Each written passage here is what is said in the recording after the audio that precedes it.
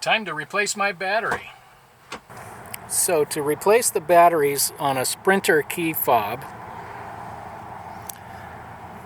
first you push the button to set the key out, and then if you look right down here inside, you'll see there's a plus and a minus for the battery. There's also this little arrow. There's two arrows.